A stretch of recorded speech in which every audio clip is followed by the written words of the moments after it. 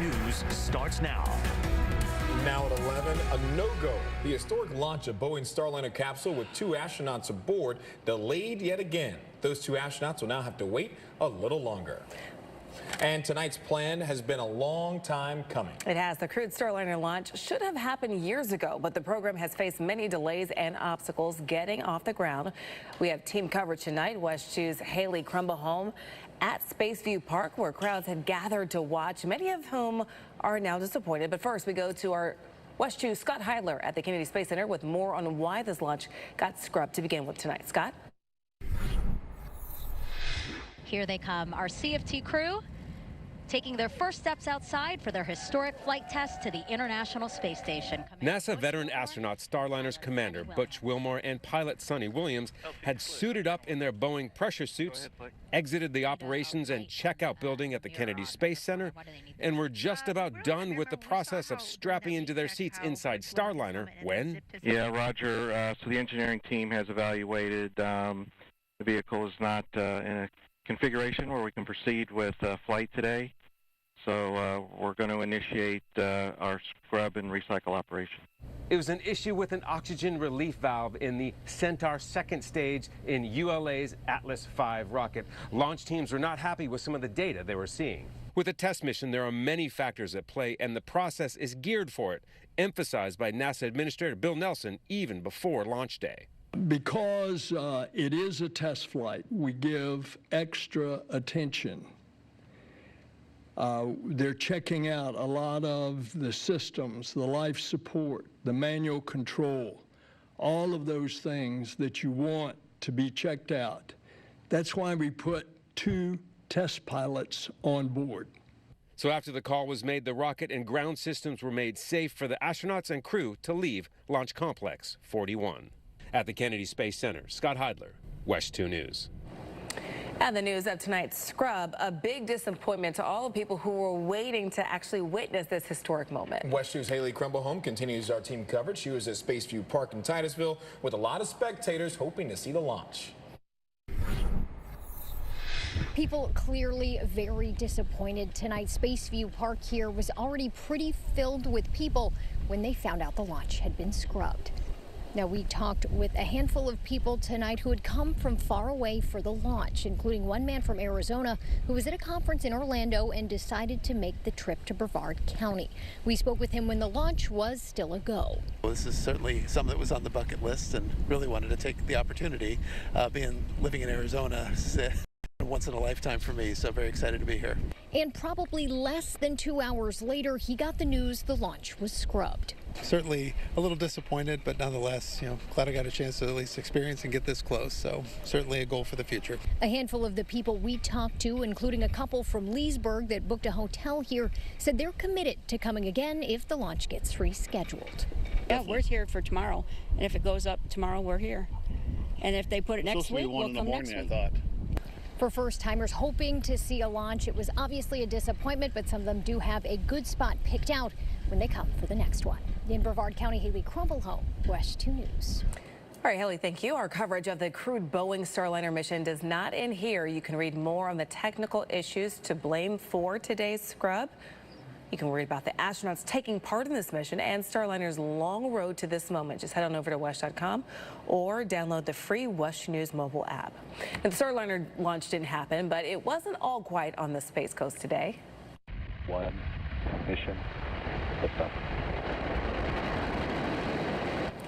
A SpaceX Falcon 9 rocket blasted off at 2:15 this afternoon. This rocket was carrying 23 Starlink internet satellites into orbit from Cape Canaveral Space Force Station. And now we've got some breaking news just into the newsroom. Orlando police have now made an arrest after a 13-year-old girl was flashed on her way to school last week. 34-year-old Gilmer Mauricio Medina is now being charged with lewd and lascivious behavior and exposure of sexual organs. Investigators say the teen was headed to Howard Middle School in Orlando last Friday when a blue car pulled up right next to her. The passenger door opened and inside was a naked man making sexual gestures. The girl's mother said she ran away and that the car followed her. And the girl eventually hid behind a building. Orlando police are now trying to figure out if this was an isolated incident or if there are more victims. We'll keep you posted. Let's talk now about your forecast. We got Chief Meteorologist Tony Manolfi joining us. Tony, this week is going to be our warm-up week.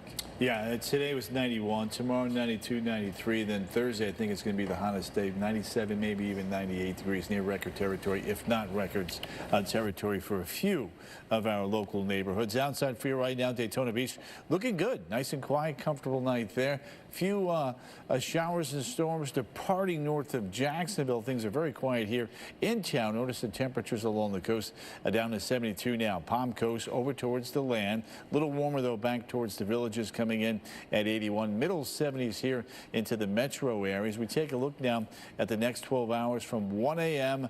through 11 a.m. You can see only falling into the lower 70s here in town. And then as we get you on into the afternoon, we'll get up a lot higher. So daybreak temperatures west 60s, Orlando on south and east in the lower 70s. And as we get you on into the afternoon, low 90s tomorrow, but getting a lot hotter than that Wednesday, Thursday in front. I'll have more on that for you coming up now at 11:18, guys. Thank you. Tonight, as promised, Deltona's vice mayor addressed concerns over a nearly $1 million IRS tax bill he says the city owes. Another commissioner said it has nothing to do with back taxes. It's hospital insurance, and it's being handled. WESH's Gail Pesco-Brown joins us in studio. And Gail, a few of the residents who were there also spoke out tonight, and they're concerned. Yes, they are, Stuart. They say they're concerned over what the IRS could do and if this is going to affect them in the long run.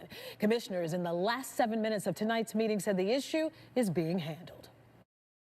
A couple of Deltona residents were eager to talk about the city's unpaid IRS bill worth nearly $1 million. It says that the staff is evidently hiding something because they messed up and they just try to sweep it underneath the rug, and it costs the city more money. You know, I feel like the limbo boy up here. You know why? Because I wondered, Deltona, how low can you go? How low can you people actually go? I mean, this is getting ridiculous now. Deltona's Vice Mayor Jody Lee first brought up the nearly $1 million IRS tax issue last week during a special meeting. Vice Mayor Jody Lee, you're out of order. This is a special commission meeting. The mayor was absent at Monday night's meeting, but in the final minutes, Commissioners Dana McCool and the Vice Mayor had this to say. We're depending on our city manager to gather all information about this process. This is what he does. There is an attorney working on this at the time also. The Vice Mayor obtained letters and emails from 2 years ago that he shared with WESH 2 News. He says they are from the city's finance director to an outside attorney and the IRS. A letter dated September 14th, 2022 says in part, in July of 2022, the city of Deltona received an IRS letter stating we failed to file information returns. However, the letter did not indicate which returns was or were missing. The city of Deltona has more than 250 employees, offers health insurance coverage, and is required to file Form 1095. The electronic file was uploaded. However, the transmission was rejected. We are working to correct the issue. The vice mayor says that elected officials were unaware of the situation, but adds a new city manager will handle it. This is something that is on all our minds, all the residents' minds. This should have never happened. And somebody, just like I said before, somebody should be held accountable. One resident demanded an audit. Another suggested the city hires someone from the sheriff's office, or at least a third party, to do an investigation as to what happened, make the information public so it doesn't happen again. Back to you. All right, thank you, Gail. Tonight, the Land City Commissioners are still hearing about a proposed project on the site where the historic Putnam Hotel once stood. Developers are planning to bring a 5-story affordable housing apartment complex to downtown.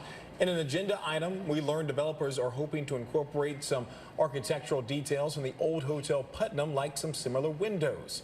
There's no official vote as of tonight, but commissioners are being given the opportunity to offer feedback on the design of this project.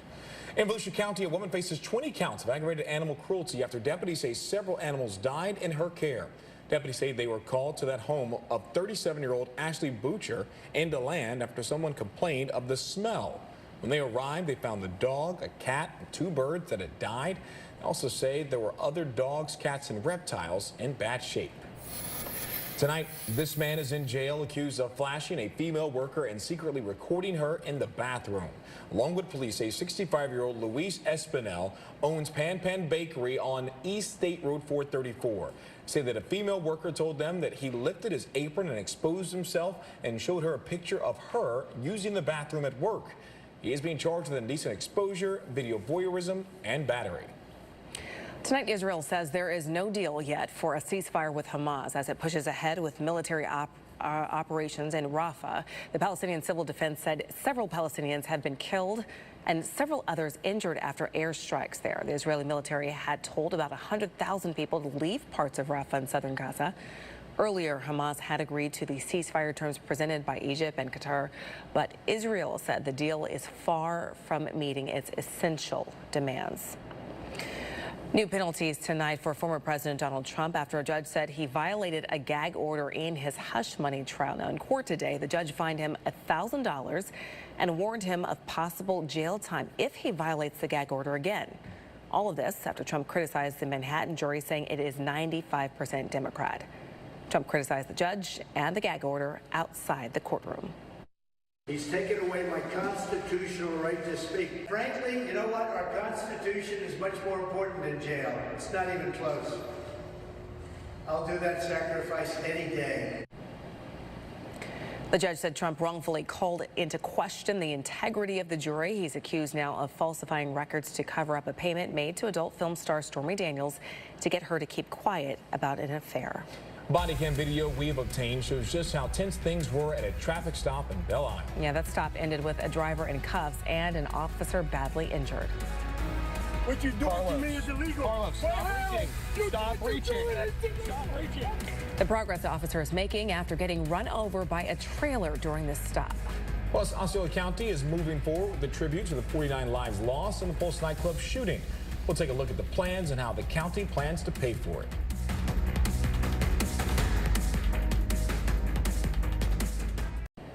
Tonight, a Belle Isle police officer who got run over by a trailer during a traffic stop is now out of the hospital. Zachary Matthews spent 5 days there for treatment. WESH Investigates has obtained video of this incident.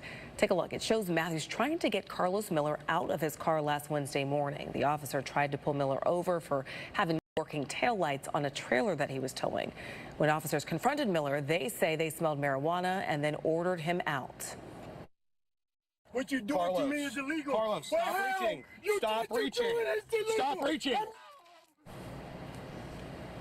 As Miller resisted officer commands and tried to reach under a seat, his SUV remained in drive and started moving along with the trailer. At one point, an officer lost his footing, falling under the trailer. That officer now recovering after he was taken to the hospital. We're learning new details today about the Pulse tribute being planned in Osceola County. WESH 2 was the first to report the news this weekend, but since plans of where it was supposed to go have now changed. WESH 2's Megan Mulatto has a new location and thoughts from the mother of one of the victims. A tribute to the 49 people who lost their lives in the Pulse nightclub shooting is in the works in Osceola County. My daughter was just beautiful inside out, beautiful girl. Myra Alvier lost her daughter Amanda in the tragedy. In the past, she's been one of the many urging the Orlando City Council to create a memorial. It's something they're still working on. It's going in some progress. We started our conversations. Over the weekend, Osceola County officials confirmed they're planning their own tribute, paid for with COVID relief funds, after a group of families and survivors who live in Osceola requested it. As we all know, that many of the folks that were affected either lived here, worked here, or have family here in Osceola County. The plans were to have it near Neo City on US 192, but the location has changed to Brownie Wise Park instead. At Monday's county meeting, Commissioner Cheryl Grebe got nods of approval from the other commissioners about the new spot. I really feel with all the construction that's going on in Neo City right now that I'd like to bring it back to where I first looked at, which is Brownie Wise Park. It's, to me, a much more tranquil setting. It's not going to be as commercialized. She says the local artist is working on the design, which will be unveiled on June 12th, the date of the shooting 8 years later. You know, this has been very difficult, you know, for us every year, every day, living without our loved ones. So having a special place to memorialize them and give them a tribute. That's a great honor for us. In Osceola County, Megan Mulatto, WESH 2 News. The unveiling on June 12th will be taking place at 1:30 at the Courthouse Square. New tonight, candidates looking to replace suspended Orlando District 5 Commissioner Regina Hill are making their case to voters. They gathered for a candidates forum at the FAMU Law Building. Everyone who has declared for the race took part. Organizers called it an open conversation about topics like jobs, housing, and public safety. The governor suspended Regina Hill after she was arrested back in April, accused of taking advantage of a 96-year-old constituent. We're about to take it outside. It's been a beautiful day, beautiful night, and it's only going to get warmer as the time goes on. Chief Meteorologist Tony Manalfi joins us now. Plenty of sunshine too, Tone. Yeah, and I tell you what, so if you're going to be headed to the attractions here the next couple of days, this is the first real bout of significant heat for us. So even if you're a regular here, someone who lives here, your body needs to adjust to that. So you need to make sure that you stay hydrated, drink the water, you know, come on in if you're working on those outdoor projects if you're not feeling good. While that's going on, we've got a significant severe weather outbreak underway right now here through Kansas, Oklahoma, and moving on into Missouri. Here locally, we had some sea breeze showers and storms going, but it's a mild night. 72 up in Palm Coast, still around 77 the Villages, 78 on into Winter Haven. And as we take a look at the dew points now, starting to creep up, middle 60s to the lower 70s there in coastal Volusia County back towards New Smyrna Beach. Low temperatures there expected to drop into the upper 60s and the low 70s. Wildwood right around 67, 68. 12-hour forecast here. The heat, the humidity may billow up a couple of isolated showers and storms just like today. Not everybody will see the rain, but those of you that do, consider yourself lucky because we're shutting it down as we get you on into Thursday and Friday. 3 p.m., 5 p.m., upper 80s here, falling back to about 83 by the 7 o'clock hour. Water temperatures now right around 73 to 76 degrees. There will be a moderate chop on the intercoastal waterway, but for the first time in quite a while, the rip risk is going to be a little bit lower. Let's take a look now at Futurecast. I want to show you what it looks like here. You can see just a few clouds late morning. Here come the sea breezes, a few late afternoon showers and storms kind of hovering around the spine of the peninsula tomorrow, up and down the I-4 corridor. We'll have to watch that for the evening commute. Before the storms get going, look at these temperatures tomorrow. 90 to 94 inland, back towards the coast, 85 to about 88 degrees. So again, if you're headed to any of the attractions tomorrow, make sure you drink a lot of water. Don't forget the sunblock and the sunglasses, as its sun angle at this time of the year is quite high. Look at the big ridge of high pressure. It expands, it's building across a good chunk of the Gulf of Mexico. And what happens when that happens? Look at the heat. 95, 97, 95, near record territory here. And with that comes triple digit feels like temperatures Wednesday, Thursday, and again on into Friday. So let's put it all together here. I want to show you the updated 7-day forecast one more time. 92, 30% chance for showers and storms on Tuesday, jumping up to 95 on Wednesday. Even hotter on Thursday. Records could fall then. A few cloud showers and storms late Friday will begin to cool things down. And then for Mother's Day weekend, a front does move in.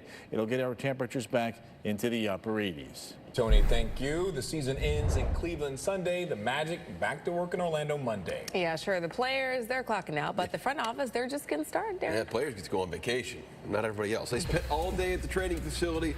Guys filtering through for exit interviews. We were there. Coming up in sports, what now? Where do the Magic want to go from here? And where do they think their season puts them against the rest of the league? Sports is next.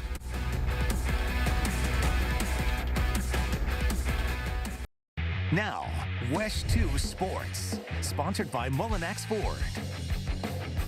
Hello, everybody. I'm Darren Stoltzfus. By all reasonable measures, the Orlando Magic just completed an incredibly successful season, but that doesn't mean the people within the organization are satisfied with how things ended in Cleveland. The Magic forcing just the 4th Game 7 in franchise history. They did it after trailing this series 2-0. But blowing an 18-point lead Sunday in that Game 7, that's going to hurt, and it should. This stings. And if you didn't care, it wouldn't sting. And these guys cared because they know exactly what they were capable of doing, and there was a belief system in that locker room of how good we can be and how good we're going to be. This is a step in the direction of what we've said this group is going to become. It almost feels like, the whole season, doesn't matter until, after that game. I definitely want to get back to that, though. That just getting a taste of the playoffs and a full 7-game series, it makes you want more. Well, the path to getting more, the path back to the playoffs has already started. Today, everybody back in the building for exit interviews as the front office starts making moves to try and get the Magic even further next season. Obviously, it is a big deal for us to make the playoffs. I mean, that's a milestone for a young team, especially to make the playoffs. It might send a signal to the rest of the league that, okay, they're at a certain level now. And so whatever that means, from teams understanding what you're trying to accomplish this summer, from maybe free agents wanting to look at your place as a potential destination, definitely, signals to people that, hey, the Magic are coming. All right, the hockey second round of the playoffs underway in Sunrise tonight. Panthers hosting the Bruins. Scoreless into the second period. Matthew Tkachuk lighting the lamp. Panthers won all 4 first-round games against the Lightning when they scored first, but nobody told that to the Bruins. Boston scores barely a minute later, then twice more in the second, then twice more in the third. Bruins take it 5-1, the final score. Rookie minicamp underway across the NFL. That includes former Florida State quarterback Jordan Travis and the New York Jets. Travis still trying to recover from breaking his leg late last season, but he's still working to one day be an NFL starter. Travis now rocking the number 3 in New York. Still not medically cleared to participate, but he hopes that will change by fall camp. Ultimately, he is still confident one day he will lead this team. It's an opportunity for me to get better. That's what I look at every single thing as. God has a plan for me. Every day I wake up, I just got to be the best person I could be, best teammate I can be. I just want to be the best I can be in everything I do. So it's a dream come true to be here. Yeah, plenty of people pulling for that young man. All right, that is it for sports. More news when we come back.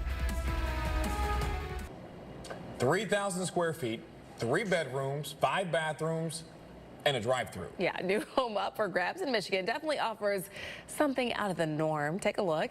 We're talking about a former bank. This used to be a Fifth Third branch in Traverse City near Lake Michigan, but while it does look like a bank on the outside, the sellers gutted the inside, so now it's actually a home. Ooh. Yeah, like most banks, this is on a busy street, but since the bank is made mostly of cement and brick, it's actually pretty quiet inside.